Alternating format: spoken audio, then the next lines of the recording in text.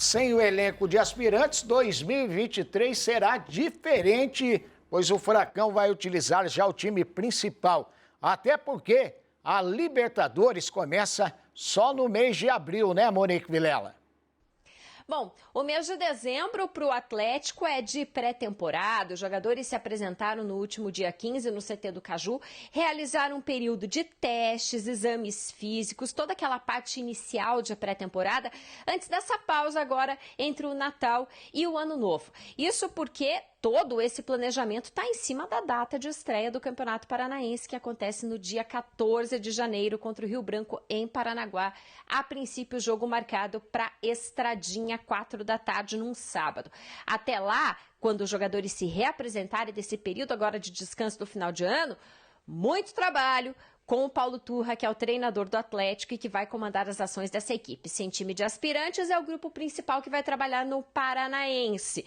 E, por isso, um grupo único e um pouco mais enxuto dentro do planejamento do clube para a temporada de 2023. Como o Atlético só joga Libertadores lá no mês de abril, Copa do Brasil lá na metade do ano e o Brasileiro também em abril, nada melhor do que ter um paranaense para dar ritmo de jogo a esses jogadores, principalmente pensando na Libertadores, porque em 2022 o Atlético sofreu um pouco com a questão de falta de ritmo de jogo, porque optou por jogar com um time de aspirantes no Paranaense e a equipe principal ficou se preparando para a Recopa, para a Libertadores, e aí faltou o tal chamado ritmo de jogo que o Paulo Turra vai tentar colocar em prática com esses jogadores do Furacão no início do Campeonato Paranaense. Lembrando, no estadual, somente 35 atletas podem ser inscritos. Claro, é um número considerável e interessante, até porque o Atlético não vai ter mais equipe de aspirantes, então vai dar para inscrever praticamente todo mundo e gradativamente ir utilizando esses jogadores titulares. Na primeira rodada, ao que tudo indica, ao menos uma equipe mesclada, jogadores mais experientes como Fernandinho, Thiago Heleno, são atletas, né, que vão demorar um pouquinho mais para ficarem aí 100% nessa pré-temporada, e o Atlético já sabe disso e trabalha com esse planejamento para 2023. Um ano que promete para o Furacão mais uma Libertadores pela frente e com um planejamento um pouco alterado com relação a esse time de aspirantes que não existe mais. Obrigado, Monique Vilela. O Iraptan e Gil Rocha. O Atlético ele vai mudar esse ano, né? Geralmente tinha o aspirantes para o Paranaense, agora não. Agora é um time só. Já a partir do dia 14 do mês que vem, começa o Campeonato Paranaense, já é o mesmo time. E convenhamos, né, Osmar, essa questão do time aspirantes foi um dos pivôs que acabaram determinando as mudanças estruturais que o Atlético teve com a saída do Autuori.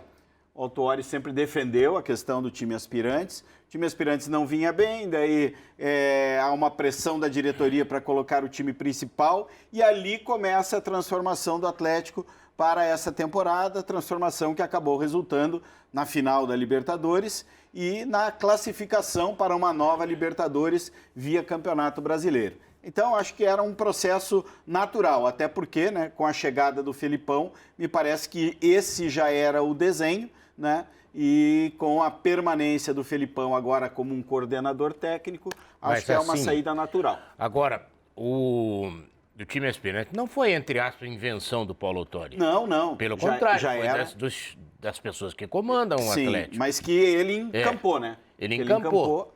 Aí é igual assim, o Osmar chega pra gente e fala assim, ó, o tempo extra agora, a direção tá pedindo pra ser com azul ali, onde tá o verde. Daí você chega e fala assim, ó, tem que ser azul. Daí o outro fala, não, agora é verde. E foi isso que foi feito com o Paulo Autuori, porque sim, o que foi mandado para ele era que tinha que ter time aspirante. Eu acho assim, pesou muito a questão das escolhas do Paulo Autuori de treinador, né? Quem eram os treinadores da equipe aspirantes. Agora, houve ali, pelo menos visão de fora, claro, né? Que houve ali uma certa desavença, digamos assim, nas ideias e que acabaram determinando essa mudança estratégica. Inclusive, o presidente Petralha tem fases assim que ele é bastante atuante em rede social, né? Numa dessas fases, ele escreveu para um torcedor que o técnico de verdade era o Paulo Autuori, né? Alguém estava sendo criticado, não sei se o Alberto. Era o técnico dos técnicos. Era o técnico dos... Exatamente, era o seu técnico dos técnicos. E o que eu acho que vai acontecer com o Felipão também. É claro que seja o Paulo Turra, seja quem for que estiver na beira do gramado, vai ter a sua autonomia, mas é até certo ponto. E o Atlético não esconde que trabalha assim, não, pelo contrário. O Atlético deixa claro que o treinador é uma peça entre vários profissionais capacitados para, inclusive, se discutir sobre quem é quem em termos de elenco. Agora, sim, apesar de todo o status que tem o Felipão, né, ele tem um ótimo relacionamento com o Paulo Turra e eu acho que ele vai querer soltar as rédeas. Ele vai ser esse manager, vai ser o coordenador, mas acredito que ele pode interferir ou pode, em parceria com o Paulo Turra, talvez em uma decisão mais importante. Mas eu acredito que ele vai soltar as rédeas. Voltando aqui o exemplo da empresa. O Osmar vai fazer uma reunião com a direção e vai nos dizer os objetivos e depois a empresa provavelmente não vai ficar perguntando para o Osmar se ele conversou com a gente. Sim, vai deixar o trabalho acontecer. Me parece que vai ser isso. Até porque o Felipão tem toda a confiança do presidente Petralha. Agora... E tem que ser assim, né? Para caminhar bem tem que ser assim. Questão de hierarquia, né? Agora, a questão é a seguinte. A gente falava agora há pouco do presente de Natal do torcedor Coxa Branca. O Atlético, ele pode-se dizer que teve bons presentes. Teve. Que foi um vice-campeonato da Libertadores, uma participação muito boa na Copa do Brasil e uma participação boa no Campeonato Brasileiro que lhe garantiu vaga para outra Libertadores. Isso é muito bom. O problema é que o torcedor atleticano, até pela filosofia da direção, quer mais, né? Ele sonhou mais. Ele sonhou mais. Ele sonhou que o time podia fazer mais frente ao Flamengo na Copa do Brasil, principalmente.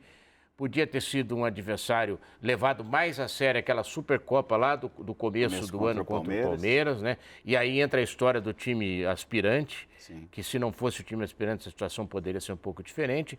E na Libertadores e no Brasileiro também esperou-se um pouco mais. O Atlético está nesse dilema, né, existencial, assim. Isso que ele conseguiu esse ano que está terminando, para uma equipe paranaense, geralmente seria muito bom. Uma avaliação muito boa. Mas para as propostas que o Atlético vem fazendo, já não é tanto. Né? Já, nós vamos falar das competições do Furacão. Sim. Bom, para finalizarmos aqui esse papo do Furacão, o que dá para esperar, então, do Rubro Negro no Paranaense, Copa do Brasil, e em abril começa a Libertadores? Dá para esperar bastante. E o brasileiro também. Sim, e o brasileiro, né? Mas dá para esperar muito. Agora, Osmar, eu acho que assim, o grande feito do Atlético nessa temporada, ao meu ver, não foi nem chegar à final da Libertadores. É lógico, se conquistasse o título garantindo vaga em Mundial, seria um feito histórico. Mas com o time, com o elenco que o Atlético tinha, chegar a ficar por 28 rodadas no G6 do Campeonato Brasileiro, eu acho que foi o grande mérito da equipe do Felipão. Por quê? Porque durante essas 28 rodadas, ele não conseguiu montar o time. Ele teve dificuldades. Ele não conseguiu encontrar o ataque titular, ele teve que variar o meio-campo a todo instante, estratégia de jogo alterada a cada partida. Então, eu acho que esse foi o grande feito. Agora, partindo dessa questão de que o Felipão, né, com o Paulo Turra, eles já começam a temporada, o elenco já está praticamente formado, algumas contratações pontuais vão ocorrer. Eu acredito que o Atlético larga com uma consistência muito forte para disputar uma boa temporada em 23. Até porque vai manter a maior parte dos jogadores, né? São poucas e pontuais contratações, como o Muricy tem falado nas suas participações. Então, isso é muito bom. Isso é o que todo mundo sonha.